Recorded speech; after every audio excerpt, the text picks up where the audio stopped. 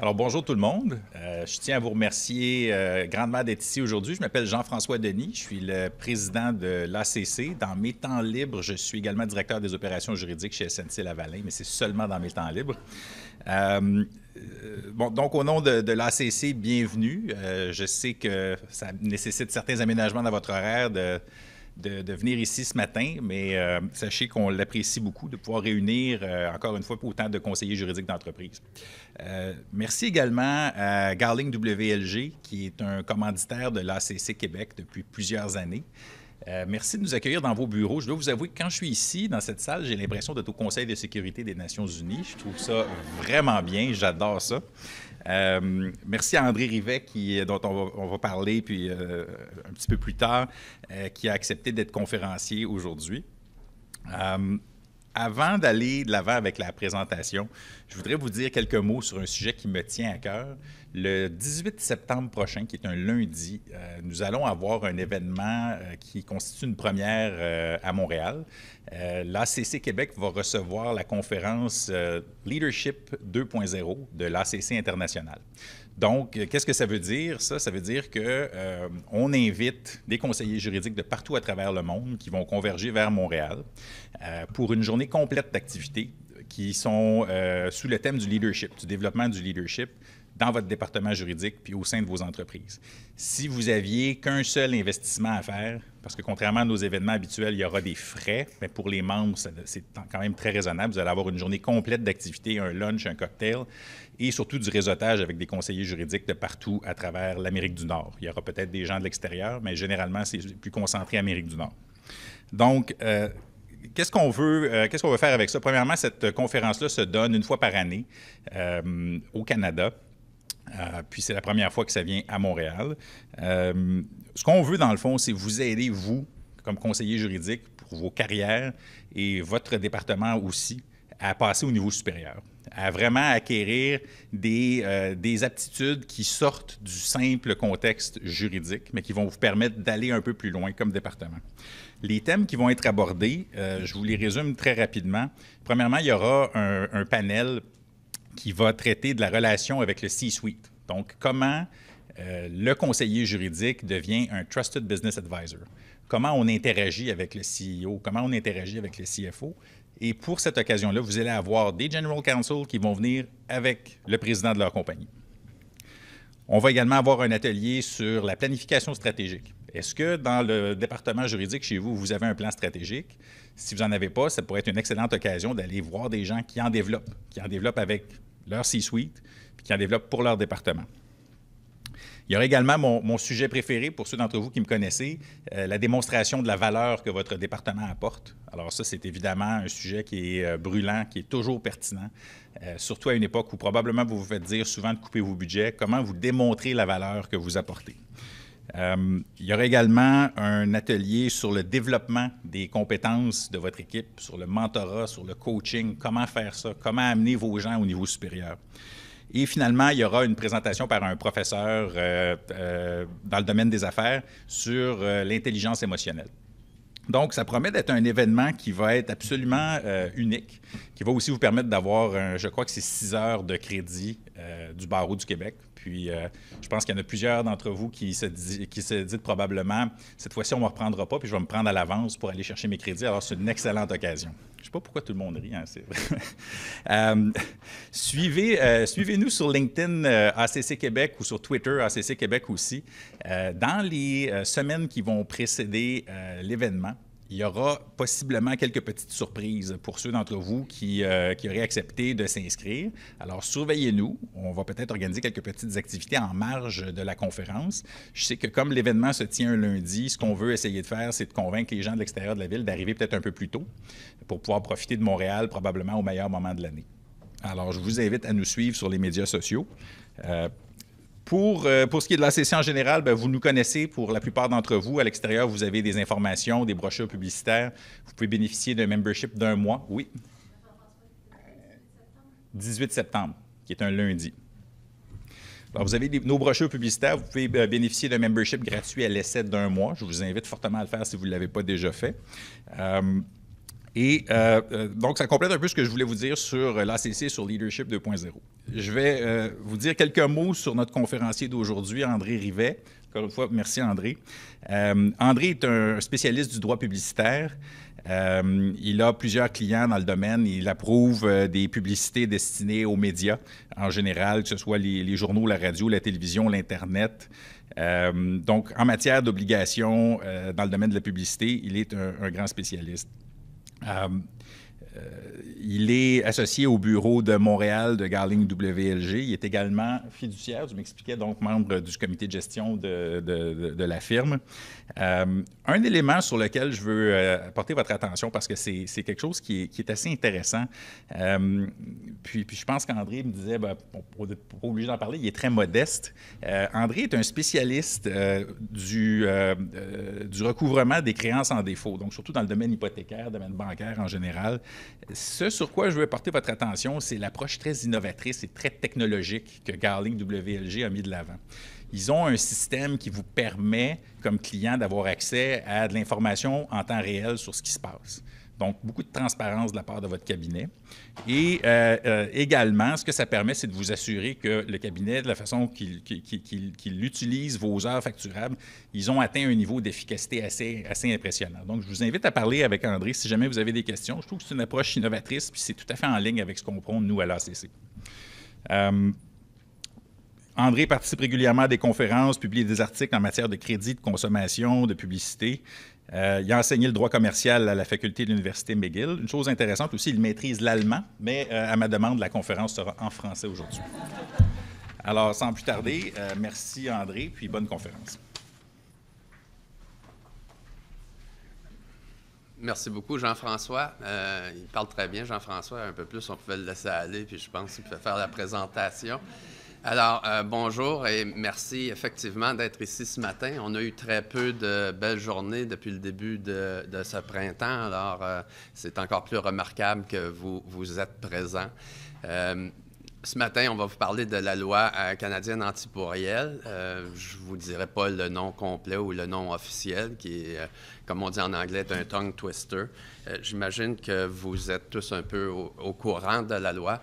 Alors, me présenter, oui, mon nom est André Rivet. Je suis associé du cabinet depuis presque 30 ans. Je suis au cabinet depuis 30 ans, mais presque 30 ans, mais associé depuis un peu moins que ça. Ça me vieillit, naturellement. Je suis heureux de voir, c'est tous des personnes relativement jeunes ici. Alors, en fait, tous jeunes, c'est bien. Je suis un peu plus vieux, l'aîné du groupe. Je devais présenter avec Mélissa Terrani, alors je vous formule les excuses de Mélissa qui ne pouvait pas être avec nous ce matin, qui a un empêchement malheureusement. Mélissa a un talent remarquable et j'aime bien quand elle est présente parce que je trouve qu'elle parle beaucoup mieux que moi. Alors oui, mon nom est André Rivet, donc je suis fiduciaire du bureau. Je suis également au comité de gestion de Montréal, comme le mentionnait Jean-François, et une grande partie de ma pratique est en droit publicitaire. Notre cabinet a un important groupe de droit publicitaire qui vérifie la conformité essentiellement des publicités dans tous les médias à la demande de leurs clients, qui vérifie également la conformité de campagnes publicitaires et promotionnelles pour des produits. Alors, c'est une pratique qui est assez vaste, qui repose en partie sur la propriété intellectuelle, mais qui nous demande à connaître beaucoup de parties du droit. Et naturellement, nos connaissances en matière de la loi anti-pourriel et de protection des renseignements personnels découlent un peu de notre exercice dans ce domaine-là. Alors aujourd'hui, je vous parle de la loi canadienne anti-pourriel. On va discuter en effet 3 ans d'existence d'existence de la loi. On va dire comment ça s'est déroulé pendant les 3 ans. Je voudrais qu'on regarde rapidement les objectifs de la législation, les exigences de la législation par la suite, la mise en œuvre, si on veut, ou l'application, les sanctions qu'il peut y avoir par le passé, et naturellement, qu'est-ce qui s'en vient. Et une autre raison qui me surprend que vous êtes ici ce matin, c'est qu'il y a eu une annonce importante hier, et j'imagine que vous en êtes tous au courant, et probablement vous en êtes tous un peu soulagés, c'est qu'on a décidé, le gouvernement fédéral a décidé de suspendre la mise en œuvre ou l'entrée en vigueur du droit d'action personnel qui était prévu pour le 1er juillet. Alors, ça va raccourcir la conférence ou la présentation. Ça va raccourcir la présentation un peu. Pas trop, mais un peu. Alors, effectivement, il y a un décret qui a été adopté qui amendait le décret de 2013 qui prévoyait l'entrée en vigueur pour le 1er juillet. Alors, le droit d'action personnelle n'entrera pas en vigueur. Alors, toutes les préoccupations qu'on avait au sujet des recours collectifs, c'est partiellement sur la glace. Alors, le danger avec la mesure du gouvernement maintenant, c'est qu'on baisse les défenses, on baisse nos gardes, puis on se dise, bon, il n'y a plus de risque, mais il y a malgré tout des changements qui s'en viennent, qui vont apporter des conséquences ou qui ont des conséquences importantes sur votre pratique et sur les gestions de vos listes de clients. Alors, les dispositions de la loi sont entrées en vigueur le 1er juillet 2014. Ça va faire 3 ans. Les objectifs de la loi, il faut les comprendre, et sont louables, sont même spécifiés dans l'article 3 de la loi antipourrielle. C'est essentiellement favoriser le commerce électronique. Ils le disent à l'envers, puis négativement, mais c'est décourager des pratiques qui découragent le commerce électronique. À mon avis, on aurait pu dire on va encourager le commerce électronique ou créer une situation ou un contexte où est-ce que les gens ont confiance dans le système.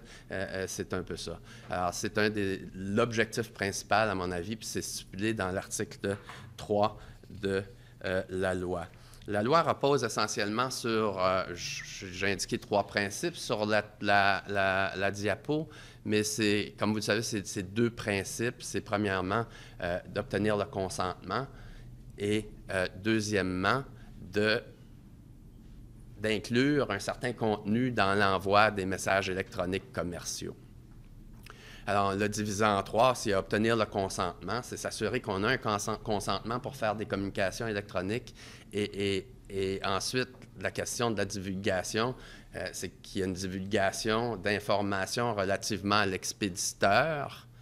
Et il y a également une exigence de divulgation relativement à un mécanisme d'exclusion qui doit être inclus dans le message électronique commercial. Alors, la loi vise à restreindre donc l'envoi de messages électroniques commerciaux à moins qu'ils soient conformes aux exigences. Puis elle met en œuvre ou elle met en place un régime qui exige un consentement exprès ou tacite. C'est une loi qui, vous le savez tous, est sans doute une des plus exigeantes du monde occidental. Il y a peu de lois où est-ce qu'on a une exigence d'acquiescement positif pour participer à un programme. Généralement, on acceptait simplement un refus on acceptait tout simplement une acceptation par défaut, si on veut, mais la loi antipourrielle au Canada exige qu'on accepte expressément et par un geste positif de recevoir des messages électroniques commerciaux.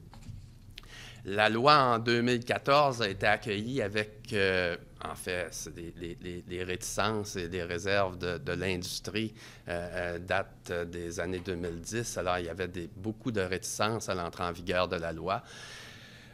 Comme j'ai dit, l'objectif, c'est de favoriser le commerce électronique et de défavoriser certaines pratiques nocives. Ceci étant dit, pour beaucoup, la loi, c'était prendre peut-être un marteau pour s'attaquer à un problème qui était relativement, je ne veux pas dire minime, parce que c'est un problème sérieux, mais que, disons, la mesure était excessive.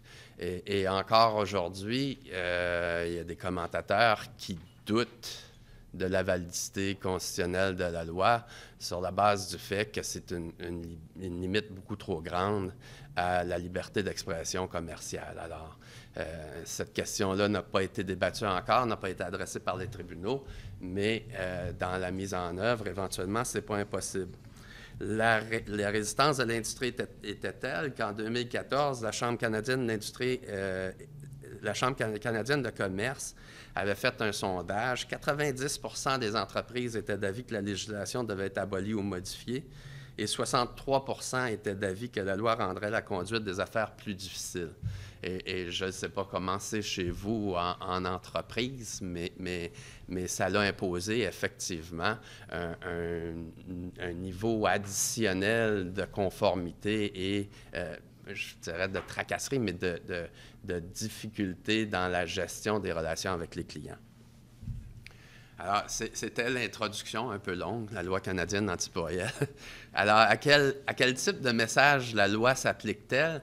Essentiellement, c'est aux messages électroniques commerciaux. Puis, il y a plusieurs éléments aux messages électroniques commerciaux. Il y a premièrement l'élément commercial. La loi nous donne, à l'article 1, alinéa 2, elle mentionne tout simplement que c'est tout message qui a pour but, entre autres, d'encourager la participation à une activité commerciale. Alors, il ne faut pas oublier, entre autres, il peut y avoir d'autres objectifs au message, mais dans la mesure où il encourage la participation à une activité commerciale, ça devient un message électronique commercial qui peut être sujet à la loi. J'ai sur la diapositive certains exemples qui viennent directement de la loi et des règlements. Il faut comprendre qu'ils ne sont pas exhaustifs. Alors, naturellement, c'est des messages qui sont évidemment commerciaux lorsqu'on offre de vendre un bien ou un produit, lorsqu'on annonce des biens ou des produits. Notez le dernier également qui dit que si votre message cherche à obtenir le consentement à l'envoi d'autres messages, c'est également un message électronique commercial. Une dernière chose sur la nature du message commercial, j'ai lu dans un commentateur américain qui disait que ça s'applique seulement les messages destinés aux consommateurs. C'est pas exact. Alors, ça s'applique que ce soit adressé à une entreprise ou à des consommateurs.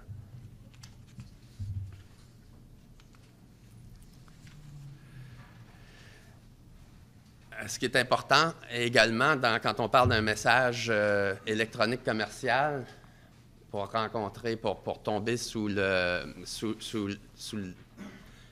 portée de la loi, c'est que ça doit être envoyé à une adresse électronique. Alors, la loi nous dit une adresse électronique, tel un compte de courrier électronique, un compte de messagerie instantanée, un compte de téléphone ou tout autre compte similaire. Et c'est là que les questions se posent naturellement, puis qu'il y a encore de l'incertitude, c'est qu'est-ce qui est tout autre compte similaire. Et peu importe la façon que le message est envoyé, comme on le mentionne également sur la diapositive, que ce soit textuel, sonore, vidéo, visuel, ça l'importe peu. Si c'est à des fins commerciales et c'est envoyé à une adresse électronique, alors on est en présence d'un message électronique commercial.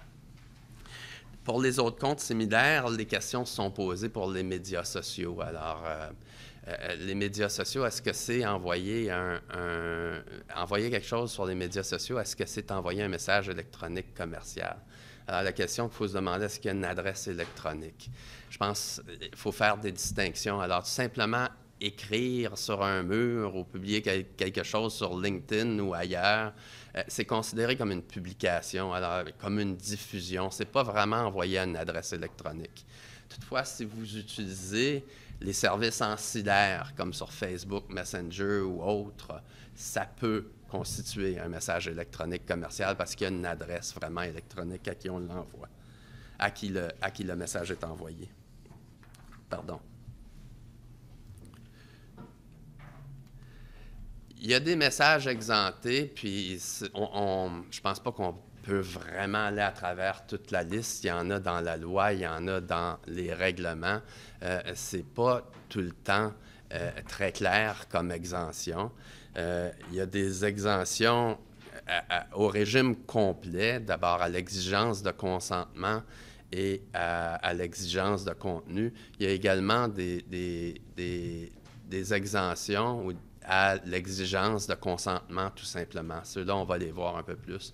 Mais vous avez sur la diapo ici certains exemples d'exemptions, de communications qui sont exemptées complètement des exigences de consentement et de divulgation.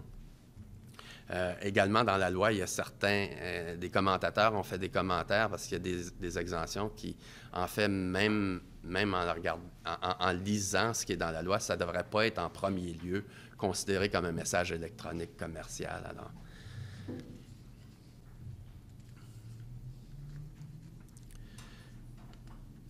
les exigences. Alors, qu'est-ce que la loi exige en matière de consentement exprès? C'est dans l'article 4 du règlement, on prévoit ce qu'on doit demander quand on a un consentement exprès.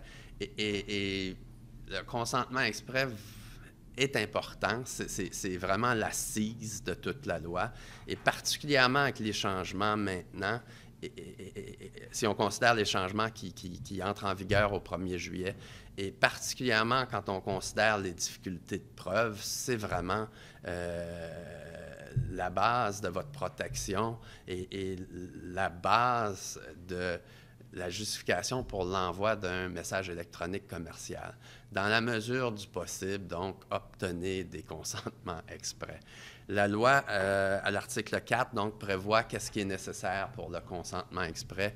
Alors, il faut stipuler dans la demande, et vous avez l'exemple en anglais malheureusement à côté, mais il faut stipuler les fins pour lesquelles le consentement est sollicité.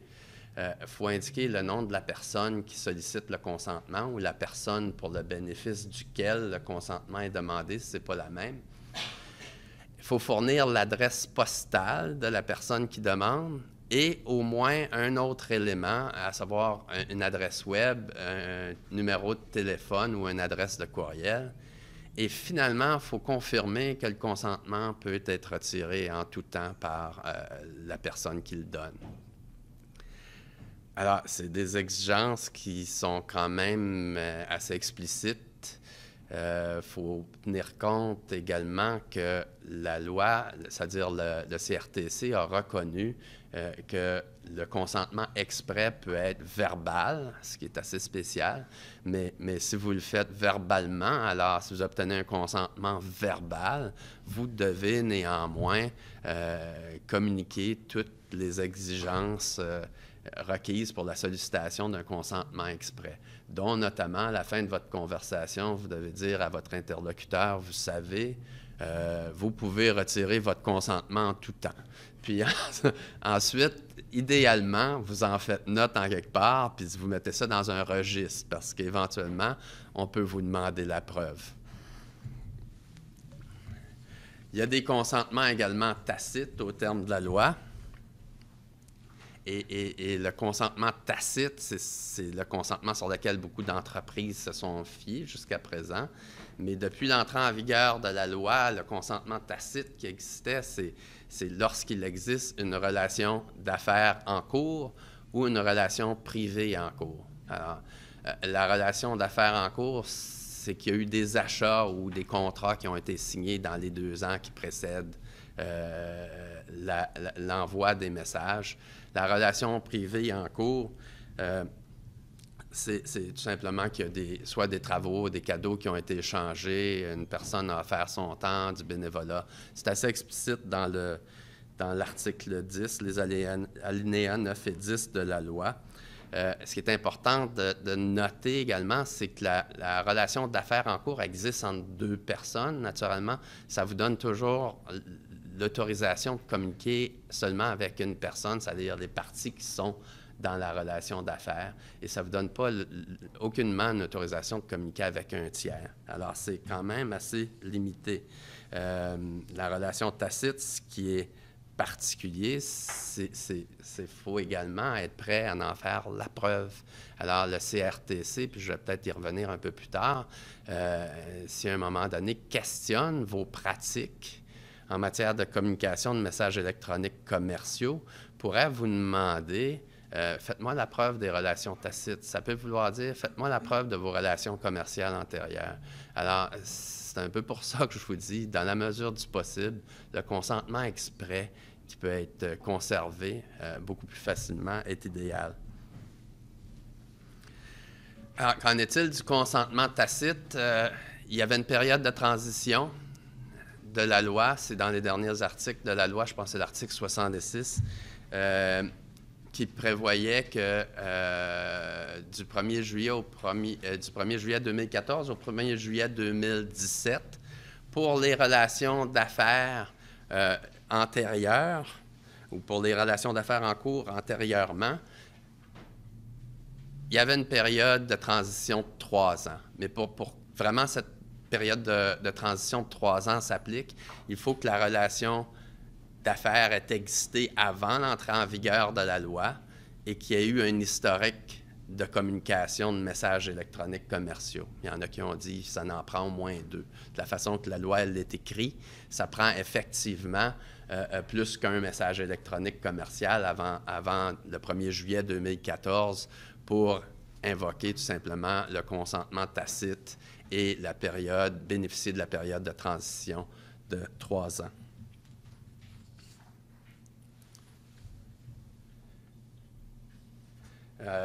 Comme vous voyez au bas de la diapositive, la période de transition ne s'applique pas à des relations d'affaires en cours ou des relations privées établies après le 1er juillet 2014. Naturellement, c'est le régime actuel dans la loi. Ce n'est plus une mesure transitoire, c'est le régime de 2 ans, la période de 2 ans depuis la relation commerciale.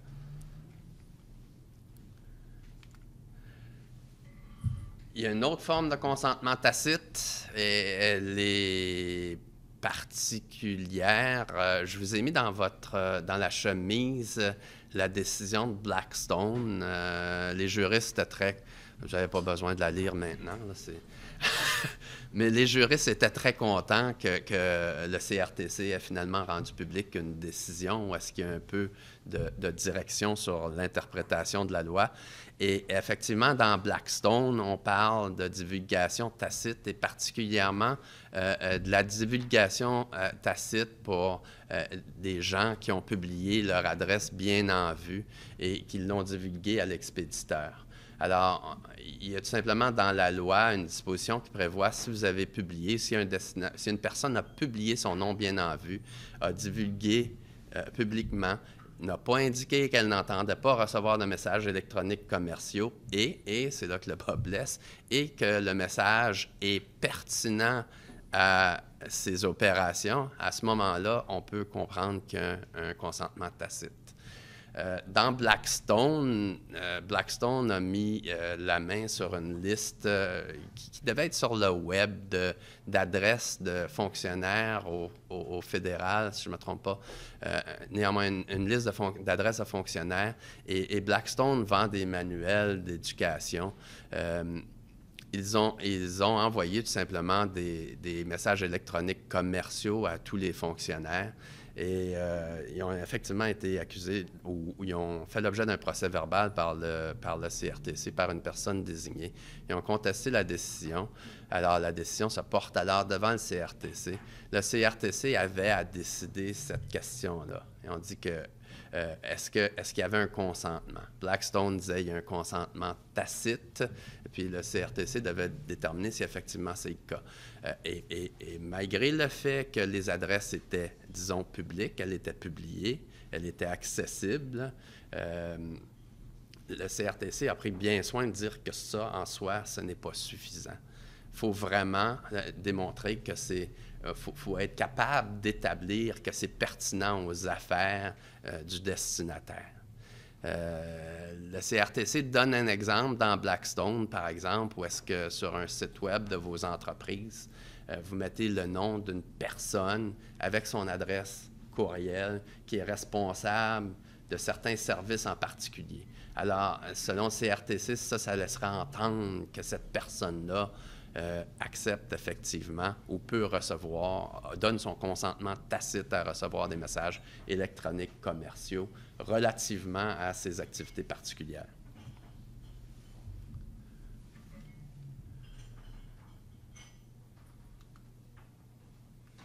Alors, dans le message électronique, une fois qu'on a le consentement, il faut penser à ce qu'on doit mettre dans le message électronique. La loi impose également un contenu. Alors, ça ressemble un peu aux exigences relativement à l'obtention du consentement. Alors, faut mettre le nom de la personne qui a obtenu le consentement, puis le nom de personne qui avait demandé le consentement, le cas échéant. Faut indiquer le nom de la personne qui a envoyé le message et au nom de qui il a été envoyé, l'adresse postale ou un des éléments suivants, comme on a mentionné plus tôt, le numéro de téléphone, l'adresse courriel ou le site web. Et il faut avoir un mécanisme d'exclusion. Et le mécanisme d'exclusion doit être énoncé en termes clairs et facilement lisibles. Et il doit pouvoir s'exécuter facilement. Il y a beaucoup de problèmes au niveau des mécanismes d'exclusion. C'est un problème récurrent, du moins dans les engagements ou dans les actions qui ont été prises par le CRTC. Il y a des exigences. Le mécanisme doit être fonctionnel pendant 60 jours au moins. Les informations également au sujet des adresses doivent être valides pour au moins 60 jours. Le mécanisme d'exclusion doit utiliser la même méthode électronique choisie que celle pour l'envoi du message électronique commercial. Alors, si vous envoyez des messages par courriel, on devrait pouvoir s'exclure par courriel. Et on prévoit que ça doit s'exécuter immédiatement. En fait, ce que ça veut dire, c'est qu'il faut donner suite au moins à la demande d'exclusion dans un délai qui n'excède pas 10 jours ouvrables.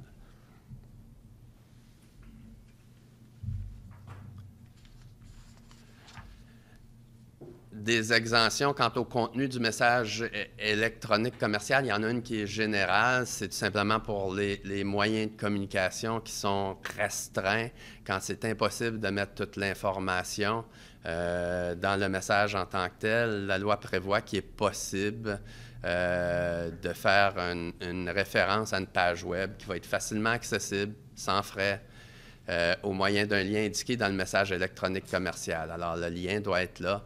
Puis ça doit être en termes clairs et facilement lisibles. C'est l'exemption, vous pouvez imaginer l'exemple qu'on vous le donne, je dis c'est essentiellement, mais ça peut s'appliquer à d'autres moyens également, mais pour des messages textes notamment. Si vous envoyez des messages textes, c'est difficile de mettre toutes les obligations de divulgation dans le message texte, alors on peut utiliser le lien à un site web. Ça, c'était en grand les règles, en très grand. Vous savez, la loi est un peu plus obscure puis complexe que je l'ai présenté aujourd'hui. Mais qu'est-ce qui arrive en cas de violation maintenant? Que fait le CRTC pour surveiller? Alors, on va passer au prochain point, les violations de la loi et les enquêtes. Premièrement, il y a eu un centre de notification des pourriels qui existe. Alors, c'est la source principale de recherche et d'enquête pour le CRTC.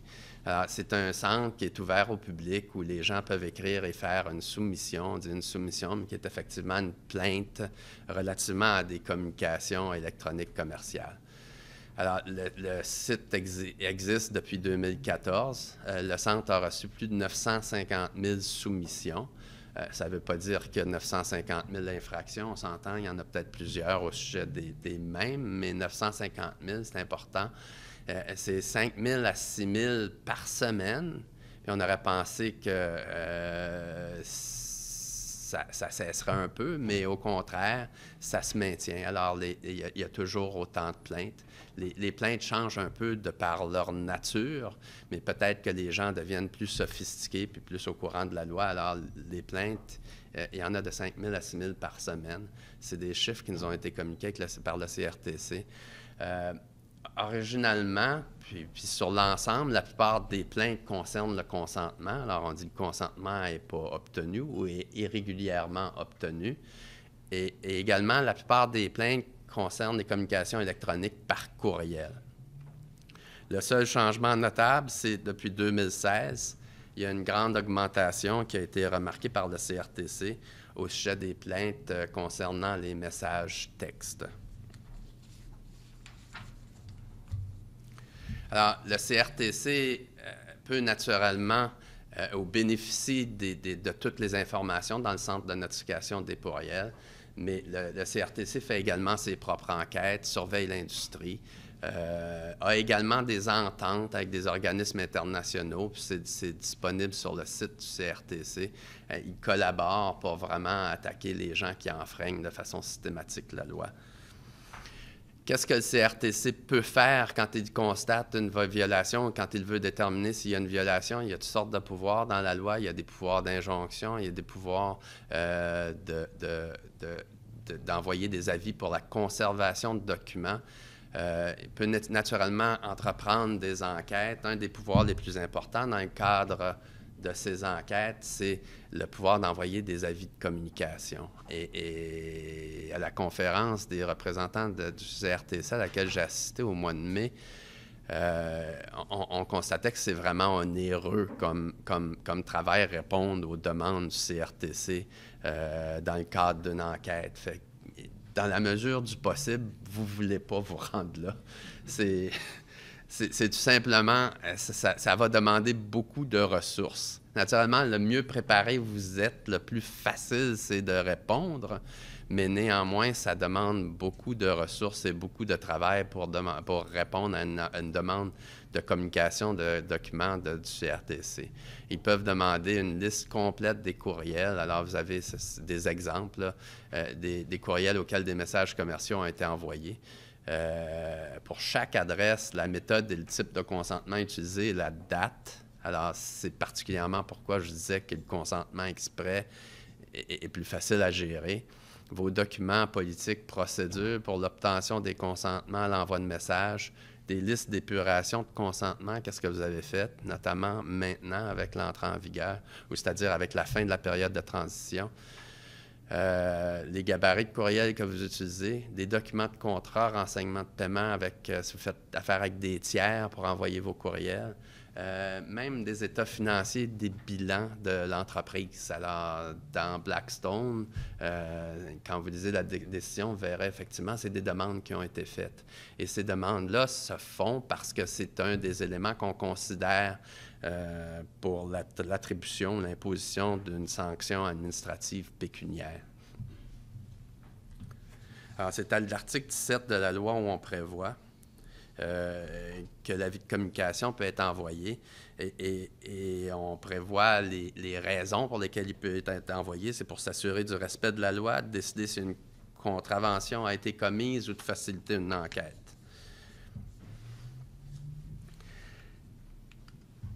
On constate des violations de la loi. Que peut faire le CRTC ensuite sur leur site, puis dans leur discussion publique, le CRTC s'empresse toujours de dire ce qu'on veut favoriser, c'est vraiment la conformité avec la loi. Alors, on ne veut pas tout simplement imposer des sanctions. On veut convaincre les gens de se conformer à leurs obligations au terme de la loi. D'ailleurs, dans le langage, dans la loi, on voit tout le temps que c'est pas, on prévoit que c'est pas une sanction. C'est-à-dire les sanctions administratives pécuniaires ne sont pas une amende, mais plutôt une sanction ou un moyen d'encourager à se conformer à la loi. Alors, le CRTC dit que oui, il veut favoriser la conformité à la loi. Ça laisse entendre que c'est peut-être juste des violations importantes qui vont donner lieu à des recours. C'est pas tout le temps clair. C'est pas de l'historique des actions du CRTC. Ce n'est pas si apparent. Ce que le CRTC peut faire, les recours les plus fréquents ou les ententes, c'est conclure des engagements. Ça ressemble un peu à un consentement volontaire, ou j'oublie le terme qu'on disait sur la loi sur la protection du consommateur. Un engagement, c'est tout simplement dire on va se conformer, on va faire certaines choses. Ou, dans les cas les plus graves, ils vont émettre des procès-verbaux de violation. C'est peut-être les cas les plus graves ou les cas où est-ce qu'il n'y a pas de collaboration des entreprises ou des gens qui envoient des messages électroniques commerciaux avec le CRTC. Dans le cadre de procès-verbaux de violation, ils vont émettre ou ils vont imposer une sanction administrative pécuniaire et c'est là que ça fait mal. Alors, ça peut aller jusqu'à 1 million pour des individus et ça peut aller jusqu'à 10 millions pour les entreprises. Il y a une série de critères pour déterminer le montant de la sanction administrative pécuniaire dans la loi également. On parle de la nature de la violation, l'historique en fait de conformité à la loi antipourrielle.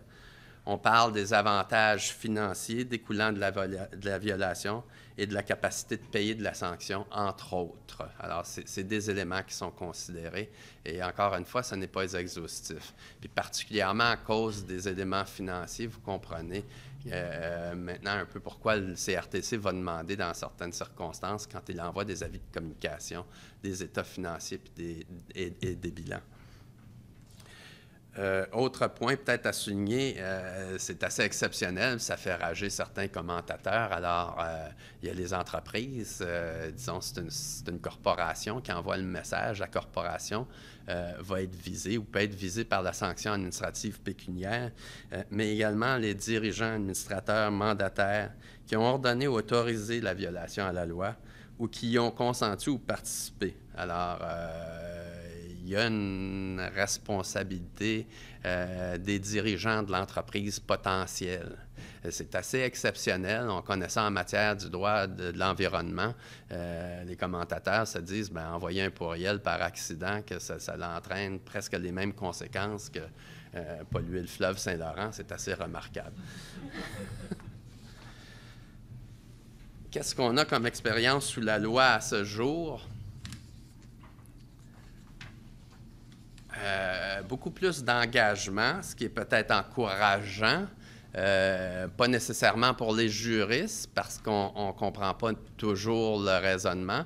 Les engagements il y en a qui sont disponibles, je pense, je ne suis pas certain qu'ils sont à la Cour fédérale, sont difficilement accessibles, les engagements. Ils sont rapportés sur le site du CRTC, mais l'engagement en tant que tel, le document, moi, je ne les ai pas vus. À la conférence du CRTC, on a vu le formulaire de l'engagement, puis on nous a expliqué vraiment ce que le CRTC incitait toujours à inclure dans un engagement. Ce que le CRTC insiste, comme élément de l'engagement, c'est la reconnaissance de certaines obligations relativement à l'établissement d'un programme, d'une politique de conformité ou la mise à jour d'une politique de conformité. Et on va passer rapidement les 4 engagements qui sont identifiés là. Dans les 4, il y a des éléments relativement à la politique de conformité. Alors, dans le cas de Plenty of Fish, c'était un site de rencontre. Il y avait un mécanisme d'exclusion qui n'était pas indiqué en termes clairs et facilement lisibles et qui ne s'exécutait pas facilement.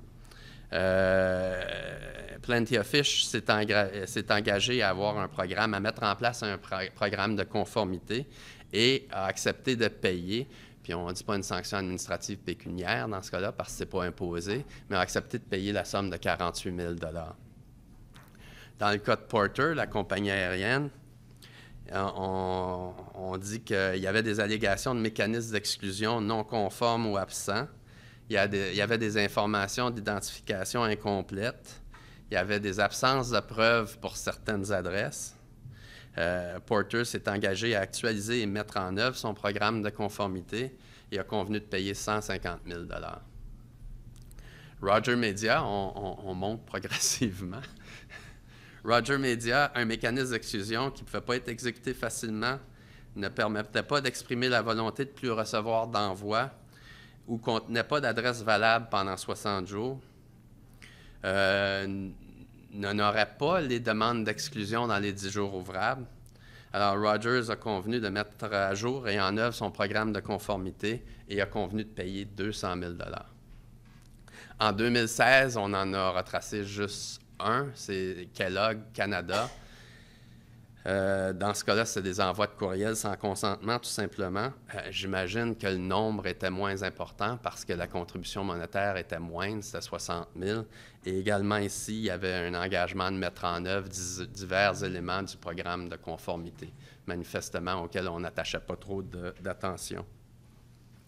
Les procès-verbaux de violation, comme j'ai mentionné, c'est pour les violations de la loi qui sont généralement plus graves ou celles où est-ce que les gens visés par les enquêtes ne collaborent pas autant avec le CRTC. Alors, on a toujours un intérêt à collaborer avec le CRTC si on a des demandes.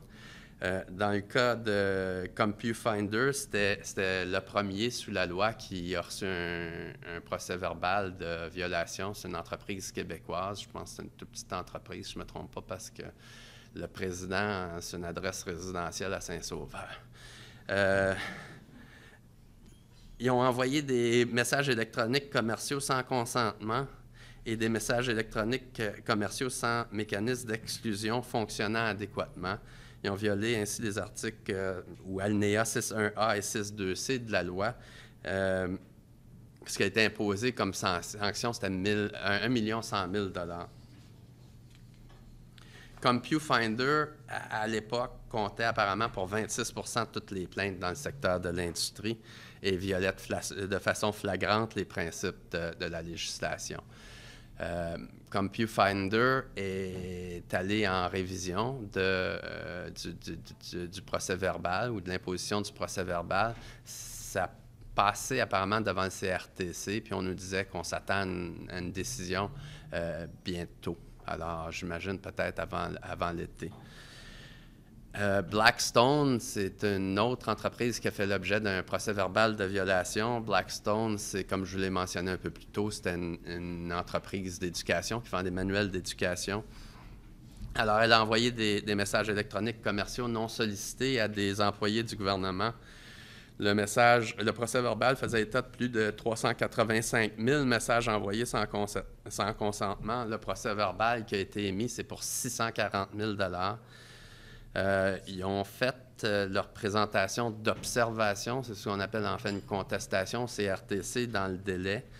Il y a eu effectivement une décision du CRTC, c'est ça, au mois d'octobre 2016, et c'est la seule qui nous donne un peu d'éclaircissement sur l'approche et l'interprétation de la loi par le CRTC, naturellement sur certains éléments de la loi.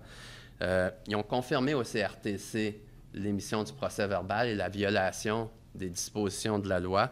Ils ont toutefois réduit à 50 000 $ la sanction pécuniaire sur la base de la capacité de payer de Blackstone.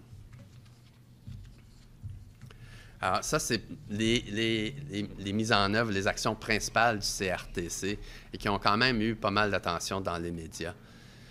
Qu'est-ce que ça nous indique?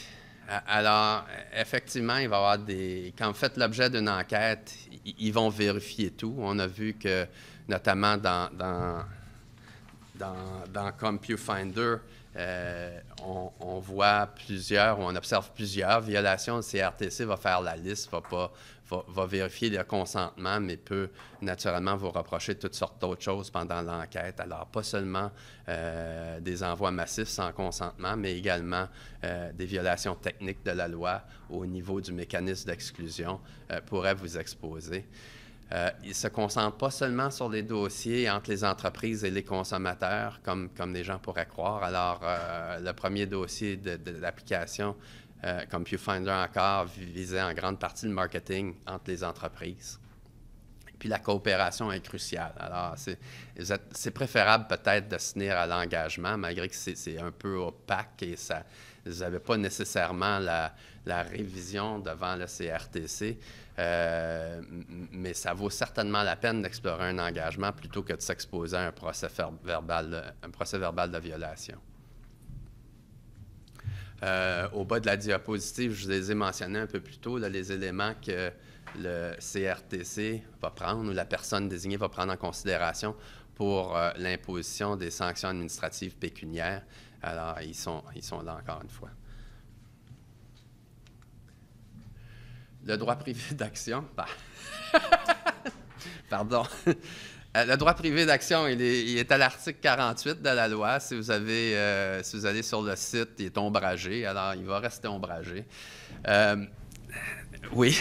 Il a été suspendu. Bien, c'est-à-dire, puis il faudrait relire l'ancien. C'est en grande partie exact ce que vous dites, mais il faut relire l'ancien. Il fait partie de la loi, c'est-à-dire, mais il n'est pas adopté. Alors, l'ancien décret, en 2013, prévoyait l'entrée en vigueur au 1er juillet 2017. Alors, la partie du décret qui prévoyait l'entrée en vigueur a été abrogée. Alors, il est toujours là, mais il n'y a plus de date d'entrée en vigueur. Au CRTC, encore à la conférence du mois de mai, les représentants nous disaient, et je pense c'est dans la loi, il faudrait que je trouve exactement où est-ce que c'est, mais il y avait toute une série de dates pour la mise en œuvre, naturellement la mise en œuvre de ce droit d'action en 2017 et la fin de la période de transition.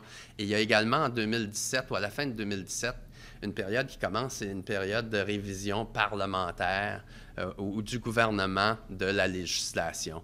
Puis les indications dans le communiqué de presse du ministre hier relativement au nouveau décret, c'est qu'il allait envoyer ça en commission parlementaire dans le cas pour que ça soit tout reconsidéré lors de la révision de la loi. Où est-ce qu'ils vont déterminer comment s'applique la loi, quel est le succès, est-ce qu'on réalise les objectifs, est-ce qu'il y a des amendements qui sont requis, et ainsi de suite. Puis là, ils vont considérer le droit privé d'action. À mon avis, ça n'arrivera pas avant. Alors, à mon avis, puis j'aime pas me prétendre devin ou prendre des risques de prévoir certaines choses, mais je doute beaucoup que on en reparle ou que ça entre en vigueur avant au moins une autre année, si pas plus. Parce que le gouvernement va devoir refaire ses études. Parce que c'était la menace principale. Là. On regarde les engagements, puis la pas de violation, les statistiques sont là, mais ils ne sont pas très nombreux. Donc, c'était vraiment cet aspect-là. Oui. Moi, j'ai lu des choses à l'effet que des avocats de recours collectif attendaient impatiemment le 1er juillet. Alors, puis il y a plein de questions qui se posaient à l'égard de ça. Le 200 $ à l'égard de chaque contravention, est-ce que ça appartient à chacun ou moi, je fais une plainte puis je peux demander, parce que la deuxième partie du recours, c'est presque punitif. Est-ce que je peux demander tout simplement le million, même si tout ce que j'ai reçu un courriel, c'est... Est-ce que chaque plaignant est restreint par la violation à son égard ou il peut invoquer tout simplement au niveau du deuxième alinéa la violation totale? Alors, mais il y avait plein de questions. Puis malheureusement, encore une fois, on n'a pas de direction, puis les gens étaient extrêmement nerveux à cause de ce recours-là. Et c'est vrai qu'il y a des avocats de recours collectif qui attendaient ça. Une autre question, faites attention pour l'avenir parce qu'elle se pose, c'est est-ce que par le recours, le droit privé d'action, si un jour il entre en vigueur, est-ce qu'on peut demander des dommages ou un redressement pour des activités antérieures à l'entrée en vigueur du recours? En droit civil, ma première réaction, moi, je suis vieux, je dis des règles transitoires pour des modifications législatives. Il y a le droit substantif, il y a le droit procédural. Le droit substantif, généralement, il n'y a pas d'effet rétroactif. Le droit procédural, des fois, peut en avoir.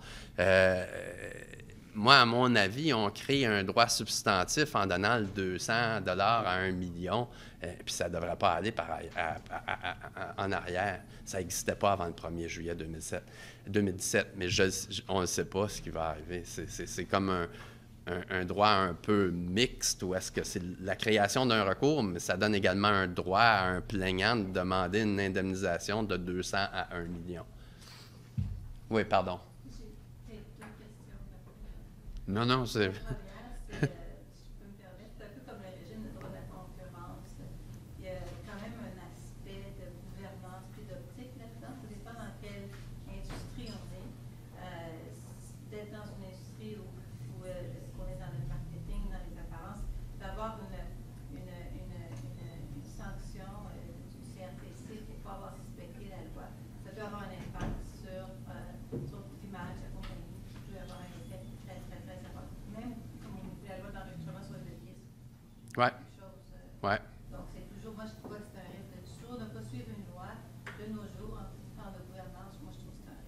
Absolument, je suis d'accord avec vous, et c'est la préoccupation de certains observateurs qu'avec tout simplement la suspension de l'entrée en vigueur du droit privé d'action, les gens se disent, bon, il n'y a pas vraiment de risque. Rappelez-vous, puis on va peut-être en reparler un peu, là, tout simplement, la période de transition pour le consentement tacite disparaît. Alors, moi, j'exclus absolument pas que le CRTC va vérifier de façon sérieuse les preuves de consentement tacite dans certaines entreprises.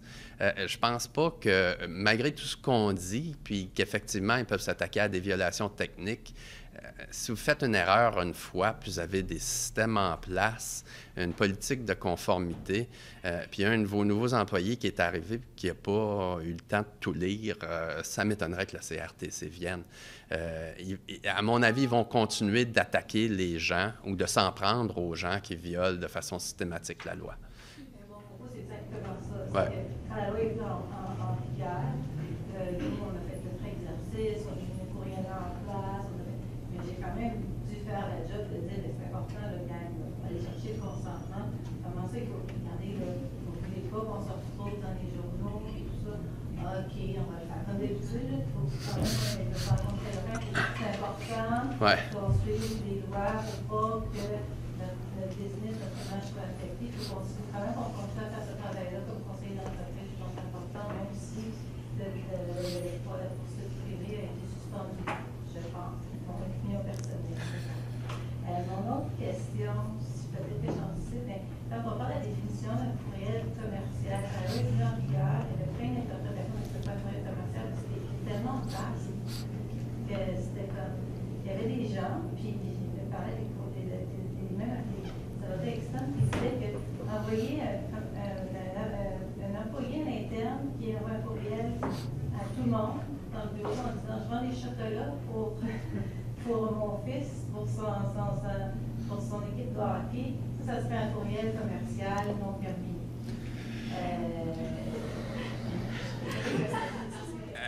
Fait lire les commentateurs, je pense que c'est Soukman notamment qui a un site web, puis lui, il est furieux depuis 2010, là, il ne dérougit pas là, contre la loi. Puis effectivement, il y a des règles qui n'ont aucun sens, puis qui pourraient couvrir des situations comme ça. Est-ce que quelqu'un va faire une plainte? Est-ce que le CRTC va venir voir? C'est parce que vous avez 2 chatons à vendre à vos amis de l'entreprise. Ça m'étonnerait, mais il y a des exceptions spécifiques pour ces choses-là dans la loi. Là. Alors, on prévoit là, que c'est pertinent aux activités de l'entreprise. Alors là, c'est permis. On le prévoit que c'est permis. Alors, si ce n'est pas pertinent de vendre les chats à l'entreprise, techniquement, ça pourrait tomber sous un message électronique commercial pour lequel on n'a pas de consentement. Dites-leur de mettre sur un babillard, tout simplement, des épingles. Oui, ou vous évitez. À mon avis, le CRTC ne va pas aller après. Elle ne va pas s'acharner sur des situations comme ça. Mais la loi, et puis c'est pour ça que certains disent que constitutionnellement, elle n'a pas des assises solides parce qu'elle va trop loin. Oui, pardon. On a parlé du CRTC, mais pour la question sur les personnels qui ont aussi un pouvoir quand même financier là-dessus. La loi, c'est moi qui vous active pour l'application de la loi, parce qu'ils ont quand même été silencieux depuis le début. Ils sont quand même assez actifs au fédéral, mais je ne pense pas qu'il va y avoir de changement à cause simplement de l'abandon de l'abrogation de l'entrée en vigueur du droit privé d'action. Mais effectivement, ils ont des droits de mise en œuvre ou relativement à plusieurs aspects de la loi. Je pense mais leurs droits ou ils ont des juridictions quand même relativement séparées. Hein. On dit qu'il y a trois organismes qui ont juridiction sur l'application de la loi. Quand on parle vraiment de la loi antipourriel, en grande partie, c'est le CRTC. S'il y a également il y avait eu des amendements dans la même loi, dans la loi antipourriel, à la loi sur la concurrence, où on prévoit qu'on ne pouvait pas mettre dans l'entête ou dans le corps d'un message électronique commercial quelque chose de trompeur. Mais publicité trompeuse, ça a toujours été le Bureau de la concurrence. Ça ne change pas. D'après moi, les organismes vont continuer tout simplement comme ils le faisaient avant. Alors, ce qu'on disait peut-être, le droit privé d'action. Les prochaines choses au sujet desquelles je voulais faire quelques mentions que je voulais discuter. C'est qu'est-ce qui change en 1er juillet 2017. Alors, la prochaine diapo, vous faites en arracher la moitié. Le droit privé d'action n'entrera pas en vigueur. À mon avis, il n'entrera pas en vigueur avant qu'il y ait une révision législative de la loi. La période de transition prend fin toutefois. Il est vraiment, vraiment important. Il vous reste peu de temps pour vous assurer d'avoir des consentements exprès ou sinon de revoir vos listes de personnes pour lesquelles vous pensez avoir des consentements tacites et les élaguer si vous n'avez pas de preuve de relation commerciale.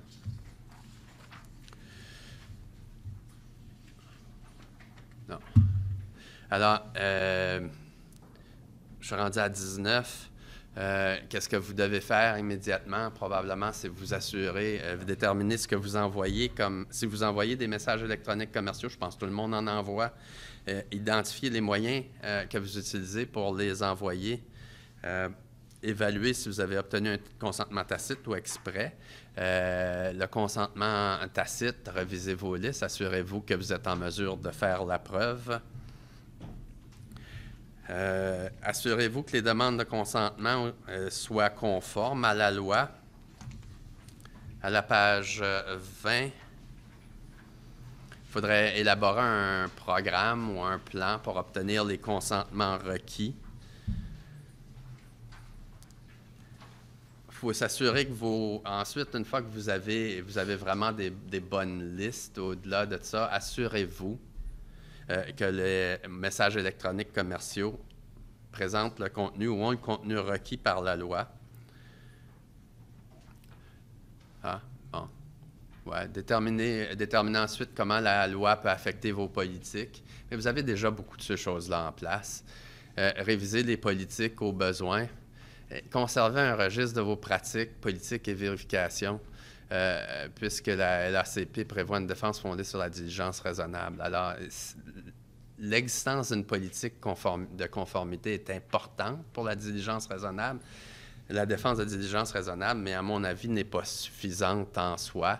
Il faut démontrer vraiment que c'est mis en œuvre, qu'il y a des révisions périodiques, que vous avez des registres de vos activités d'expédition, de messages électroniques commerciaux, que vous avez des registres de consentement et ainsi de suite. Alors, sur le site, je pense que c'est sur le site du CRTC, puis ils nous ont également mentionné ça lors de la conférence toujours à laquelle j'ai fait référence au mois de mai. Pour vraiment être conforme, le CRTC s'attend à ce qu'il y ait un engagement de la haute direction, qu'il y ait une évaluation des risques en ce qui a trait aux pratiques de l'entreprise. Alors, c'est pour ça que je vous suggérais d'identifier si vous envoyez des messages électroniques commerciaux et de quelle nature. Ça prend une politique de conformité écrite et une formation appropriée aux employés. Dans un cabinet d'avocats, vous pouvez imaginer comment c'est important parce que tout le monde veut faire du développement tout seul. Puis, alors, il faut des fois les contrôler. Il faut que les gens soient au courant des exigences de la loi. Mais ça, dans toutes sortes d'entreprises également, ça peut avoir des incidences. Il faut avoir un moyen pour traiter les plaintes et les contraventions. Encore une fois, une tenue de dossier appropriée, c'est important pour faire la preuve. Si vous avez un procès verbal, ou j'espère que non, ou une demande, un avis de communication de documents, si vous voulez être en mesure de répondre de façon assez rapide et complète à la satisfaction du CRTC, vous espérez qu'ils vont mettre un terme à votre enquête. Il est idéal que vous avez une tenue de dossier appropriée. Et ensuite, une surveillance continue de la conformité. Alors, il devrait y avoir des personnes désignées qui s'assurent que les gens sont au courant au sein de l'entreprise des exigences de la loi et qu'ils se conforment effectivement aux exigences de la loi. Alors, merci beaucoup. Un plaisir. Merci. Alors, pour ceux d'entre vous qui ont besoin de crédit, je vous rappelle de signer le registre des présences, ceux qui sont arrivés après qu'on l'ait fait circuler. Il est ici. Merci. N'oubliez pas. Alors, merci à André. C'était une présentation très claire, très précise, contrairement à la loi. Alors, merci de nous avoir aidés à naviguer avec ça. Merci aussi d'avoir mentionné qu'on avait un auditoire jeune. Je me suis particulièrement senti visé. J'apprécie beaucoup. Merci à Garling WLG d'avoir eu la générosité de nous accueillir. Pour ceux d'entre vous qui seraient intéressés, on a publié un petit résumé de la conférence sur Twitter. Vous pouvez aller nous suivre, vous pouvez aller voir un peu, vous faire circuler. Si vous avez des questions, vous pouvez interpeller Garling ou André directement. On pourra continuer la discussion en ligne. Je vous assure, Donald Trump n'est pas dans nos followers sur Twitter, donc il n'y a pas de danger, ça dérapera pas. N'oubliez pas de visiter notre site acc.com. Vous pouvez aller voir le chapitre du Québec, faire un opt-in sur nos communications. Comme ça vous permettra de recevoir en toute légalité nos communications, nos invitations pour les prochains événements aussi. Puis n'oubliez pas Leadership 2.0 le 18 septembre prochain. Pour ceux d'entre vous qui avez des questions, vous pouvez me voir après. Merci.